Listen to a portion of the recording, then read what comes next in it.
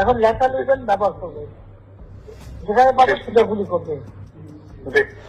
আর helicopter মানে সব জায়গায় তবে কিছু ছবি দেখে পাকড়াও করা যায় না রাতের মধ্যে? সবগুলিকে অ্যারেস্ট করতে বলছি রাখতে।